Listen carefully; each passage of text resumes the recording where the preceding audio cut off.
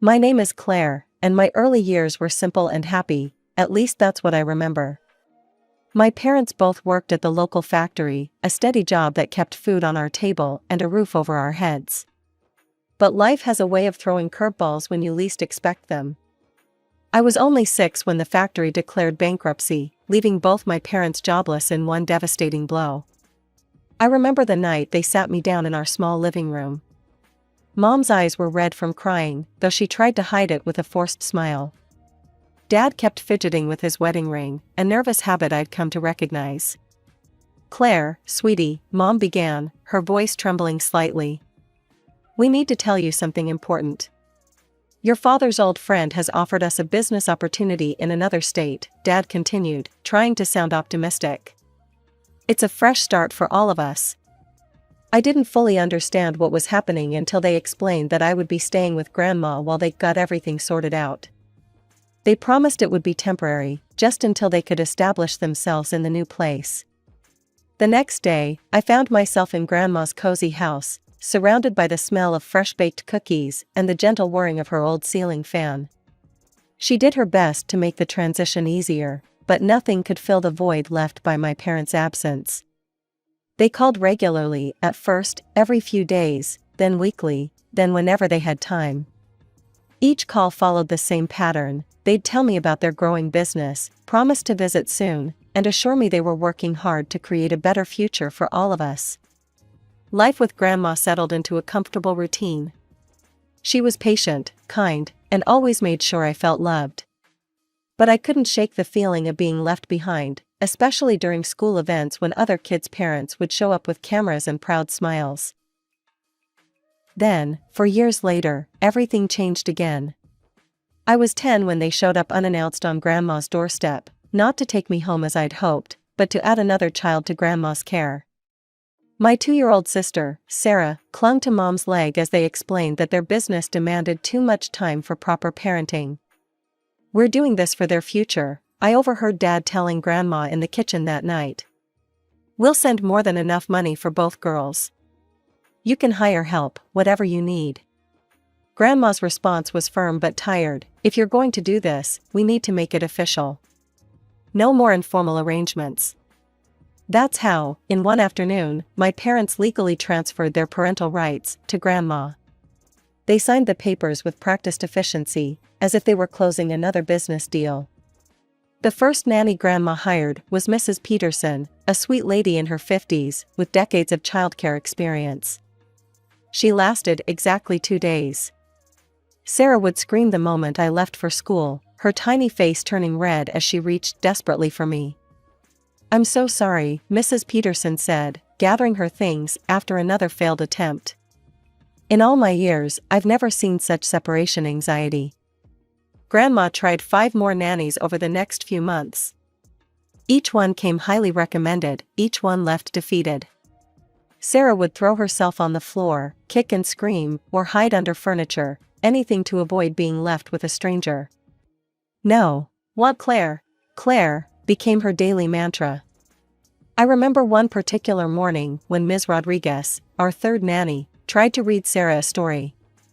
My sister took one look at the book, threw it across the room, and ran to me, wrapping her little arms around my legs.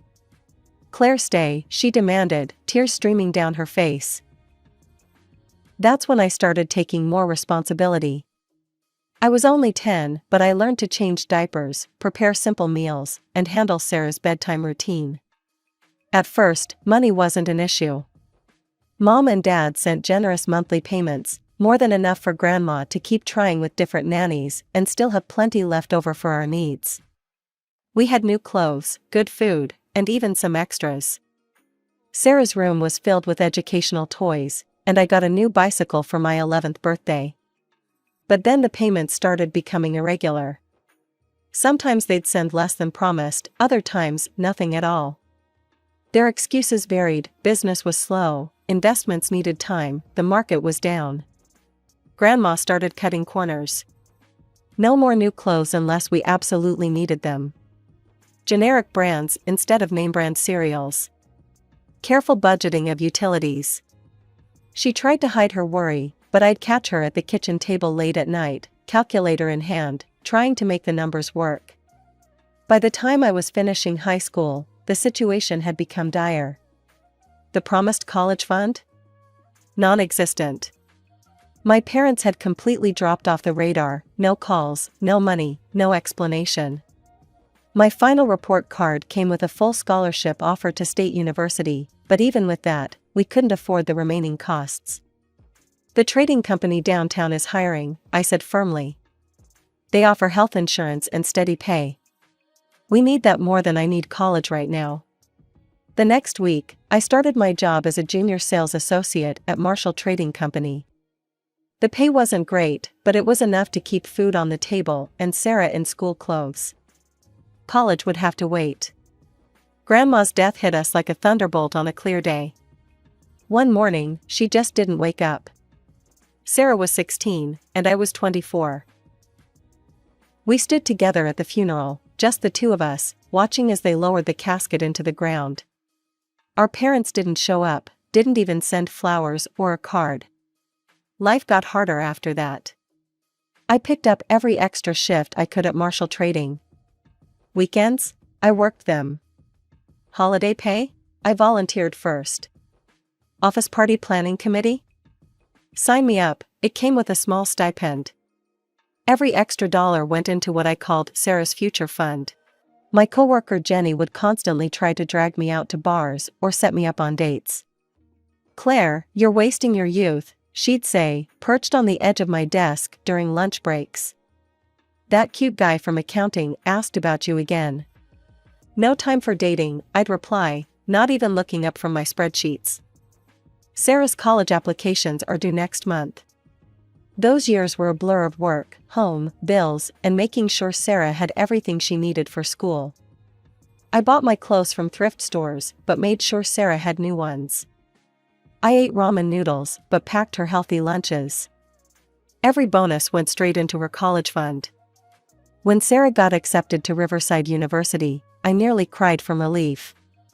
We could just barely afford it with her partial scholarship and my savings. Life has a funny way of surprising you sometimes. Right after Sarah left for college, Marshall Trading got bought out.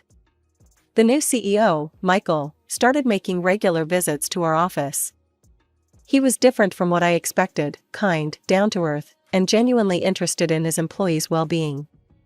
I caught him looking at me during meetings, and he'd often stop by my desk to ask my opinion on various projects.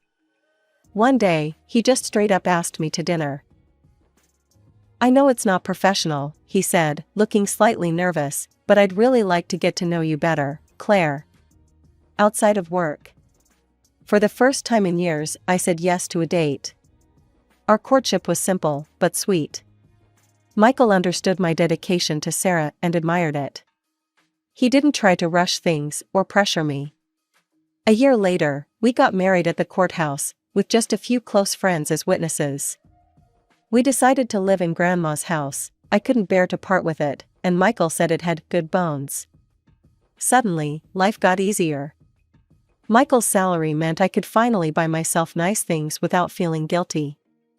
I got my first designer handbag, started getting regular haircuts at a proper salon instead of trimming it myself in the bathroom. Last month, Michael surprised me with a trip to the Maldives. As I lounged on the beach, posting photos of the crystal clear water and white sand beaches to Instagram, I couldn't help but marvel at how much my life had changed. For the first time in forever, I wasn't just surviving, I was living. The message appeared in my Instagram inbox 3 days after I posted those beach photos. My hands started shaking when I saw the name, Mom. The profile picture showed her and Dad, both tanned and well-dressed, standing in front of some European landmark. "Darling Claire," the message read.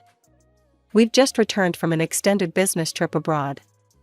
We've been thinking about you and Sarah constantly.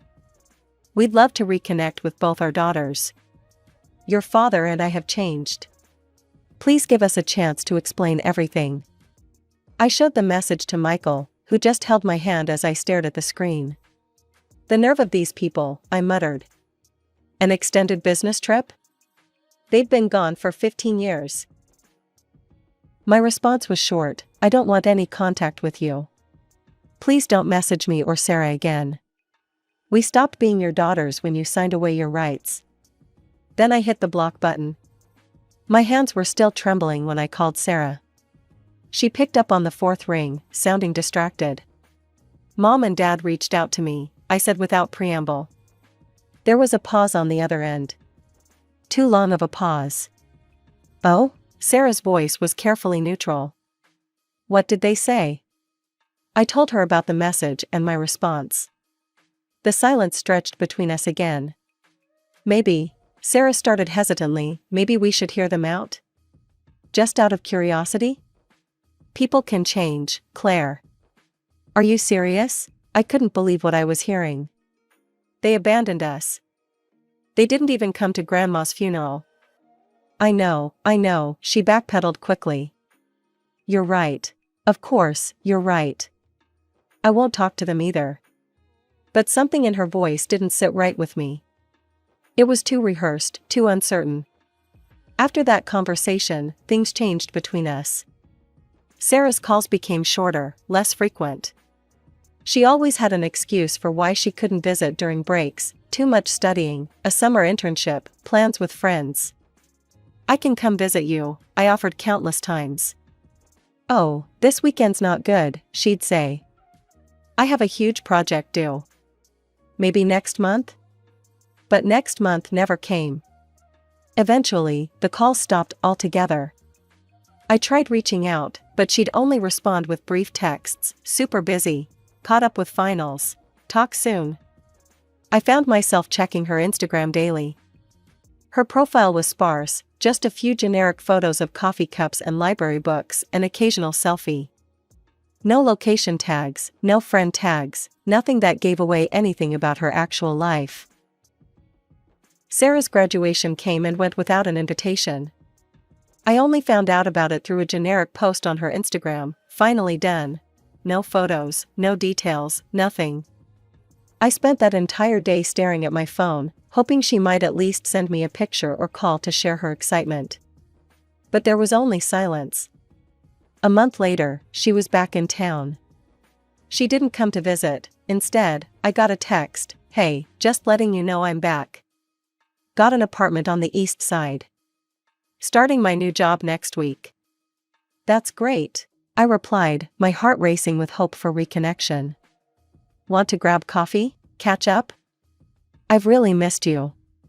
Super busy with the move. Maybe later. Later never came. Weeks turned into months, and Sarah remained as elusive as ever. I'd find myself idling at traffic lights, staring at young women walking down the street, hoping to catch a glimpse of my sister. Then came the morning that changed everything. Michael was scrolling through his Facebook feed during breakfast, coffee in hand, when he suddenly went very still. I noticed the change in his expression immediately, the way his jaw tightened, how his eyes narrowed slightly. Claire, he said carefully, his voice measured in a way that made my stomach twist. I need to show you something. He handed me his phone. On the screen was a wedding invitation from his college friend, James Anderson. Below it was a photo that made my coffee cup slip from my fingers and shatter on the floor, sending hot liquid and ceramic shards across our kitchen tiles. There was Sarah, in a designer dress that probably cost more than my monthly salary, diamond earrings sparkling, her arm wrapped around James. Her smile was radiant, confident, a smile I hadn't seen in years. The caption read, "She said yes. Wedding in 3 weeks." I don't understand, I stammered, my voice barely a whisper. She never mentioned, she never even told me she was dating anyone. We immediately went to Sarah's Instagram page, the one I'd been following religiously for years. Nothing. Not a hint of engagement or James or anything. Just the same sparse feed of coffee cups and vague quotes about success. But on James's profile, there she was again. Multiple photos of them together at fancy restaurants, vacation spots, family gatherings. They looked like the perfect couple, always dressed impeccably, always at some exotic location or high-end event. And then I saw it, a tag to another account, Sarah Anderson Official. My hands shaking, I clicked the link. It opened to a completely different Instagram profile, full of life and color, and my parents. There they were, standing on either side of Sarah in a high-end bridal boutique, champagne glasses in hand. The caption read, "Wedding planning with mom and dad. So blessed to have such amazing parents helping make my dream wedding come true. Wedding planning, best parents ever." Photo after photo showed them together, Christmas celebrations, birthday parties, luxury vacations. All dated back to Sarah's first year of college. All hidden from me. They had celebrated every holiday together, shared every milestone, while I sat at home checking a fake Instagram account, believing my sister was too busy to call. One post particularly caught my eye. Sarah standing between our parents at what looked like an expensive restaurant, all three of them beaming at the camera. So grateful for my wonderful parents who've given me everything I could ever want in life. Your success inspires me every day. Blessed child, family first. With trembling fingers, I dialed Sarah's number. The phone rang and rang, each tone feeling like an eternity. Finally, on what must have been the 10th ring, she picked up. "What is it, Claire?" "I'm kind of busy," she answered, irritation clear in her voice.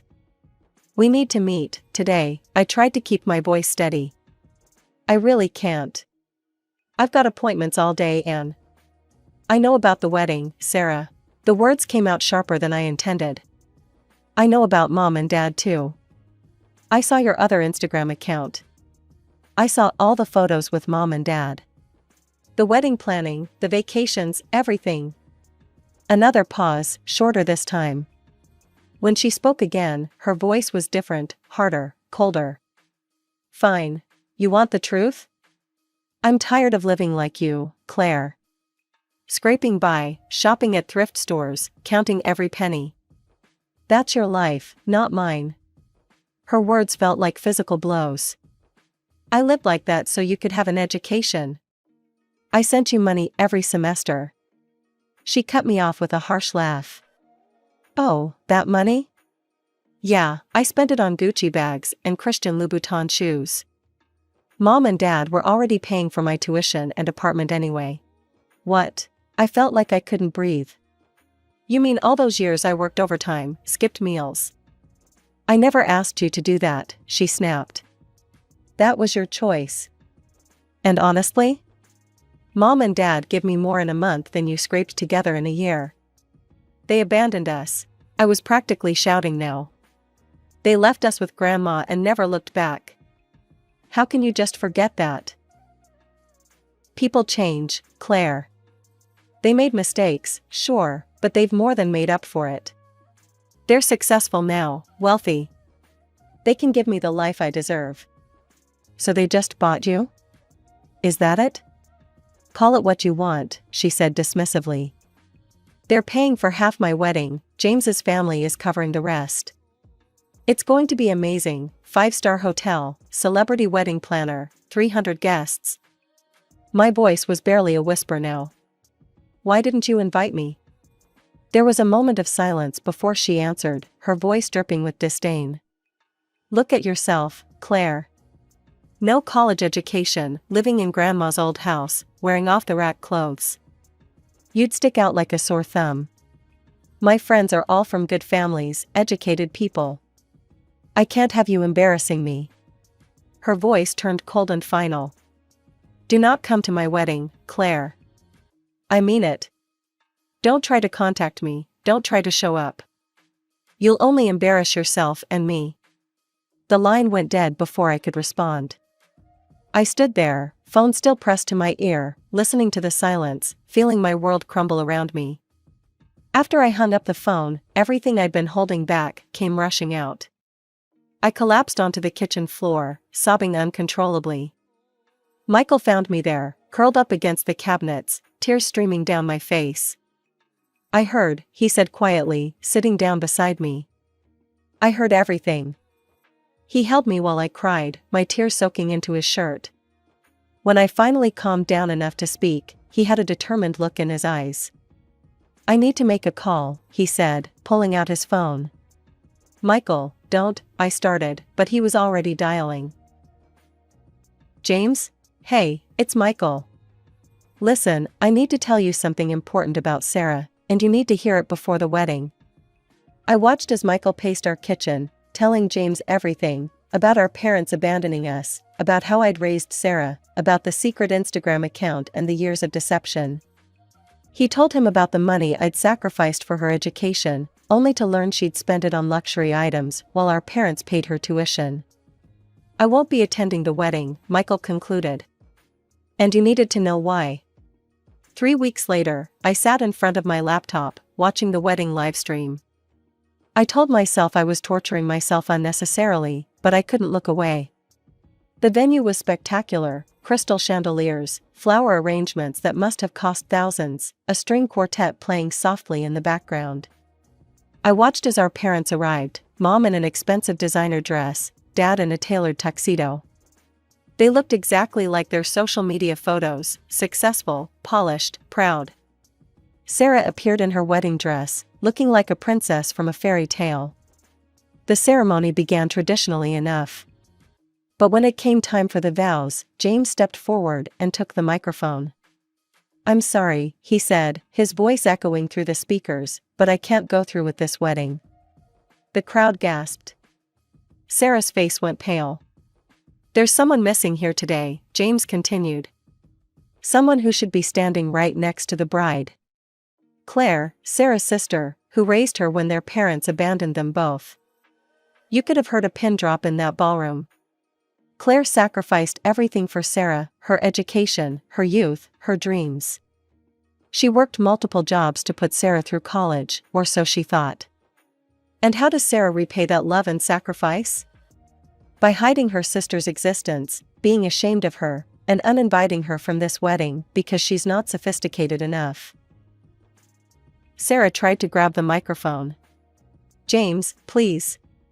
"No," he cut her off. "I've learned something important through all this. Money can buy beautiful weddings and designer clothes, but it can't buy character. And I won't marry someone who could treat their own sister, their own mother figure, with such callous ingratitude." With that, James walked down the aisle and out the door, leaving chaos in his wake. The livestream continued for a few more minutes, capturing the stunned faces of the guests, Sarah's mascara-streaked tears, and our parents' attempts to control the situation. 2 weeks later, through the local business news, I learned that my parents' company had gone bankrupt. Apparently, they'd been operating on massive debt for years, maintaining a facade of wealth while teetering on the edge of financial collapse. Now it had all come crashing down, taking with it their ability to maintain Sarah's luxury lifestyle. It was a rainy Sunday afternoon when they showed up at my door, all three of them, looking considerably less polished than in their social media photos. "We need to talk about what's rightfully ours," Mom announced, pushing past me into the house before I could stop her.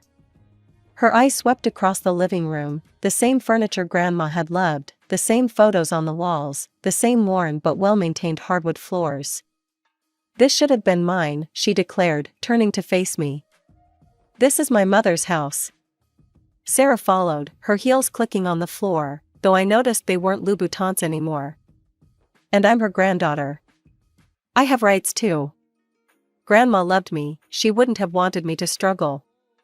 Michael stepped into the doorway from the kitchen, his presence solid and reassuring. I was grateful he was home for this. I almost laughed at the irony. Now they remembered Grandma's love? Now they cared about what she would have wanted? Struggle? I couldn't help but ask. Like when you spent my hard-earned money on designer bags while lying to my face about college expenses? That's not relevant right now, Dad cut in, speaking for the first time. He looked tired, older somehow. "We're here about the inheritance. Your mother is right, this house should be partially hers. And Sarah..." "Let me stop you right there," I interrupted, walking to Grandma's old secretary desk. I pulled out a document I'd kept safe all these years, unfolded it, and laid it on the coffee table. "This is Grandma's will," I said quietly. "Properly witnessed and notarized. Let me read you the relevant part." I cleared my throat and began reading. "To my granddaughter Claire I leave my entire estate, including my house at 1247 Maple Street and all my savings and investments.